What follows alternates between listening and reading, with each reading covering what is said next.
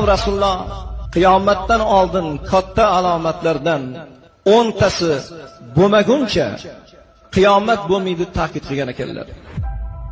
Qiyomatdan oldin bir bahaybat yer hayvoni paydo bo'lar ekan. Safo tog'ining oldidan chiqish kerak deyiladi. Yerdan katta bir bahaybat hayvon, dobbatul arz, yer hayvonining chiqishi qiyomatning birinchi alomatlardan, katta alomatlardan bittasi ekan. Qiyomatning ikkinchi alomati o'zini botadigan joydan quyoshning chiqishligi. O'zi botadigan joydan quyoshning chiqib keladigan kuni qiyomatni alomatlaridan, katta alomatlardan bittasi ekan. Dajjolning chiqishi. Dajjol degan so'zning lug'atdagi ma'nosi o'ta aldoqchi.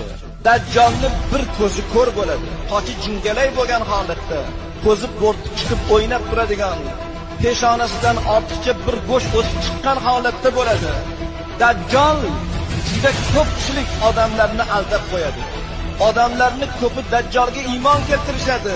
Ko'pchilikning o'rtasida buzg'unchilik qiladigan bir davr mana shu Dajjolning chiqqan paytida bo'ladi.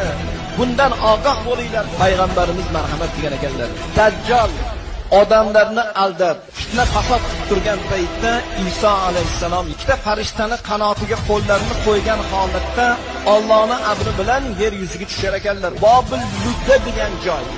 Ludda degan bir eshikning oldida Dajjolni topib o'ldirar ekanlar. Shu paytda Yajuj Majujni Alloh yuborib qo'yar ekan. Yajuj Majuj qavmi selday bosib kelar ekan, shunchalik ko'p bo'lar ekan. Shunday paytda Iso alayhissalomga Alloh amr qilar ekanki, ummatlaringni, qavmlarni olib tog'ni tepasiga chiqishlikni, Tur tog'ini tepasida jon saqlab turishlik payt bo'lar ekan. Juda ham og'ir payt bo'lar ekan, qamalda bo'lib qolishar ekan. Shunday bir alomatlar bo'lar ekanki, bir tutun paydo bo'lar ekan.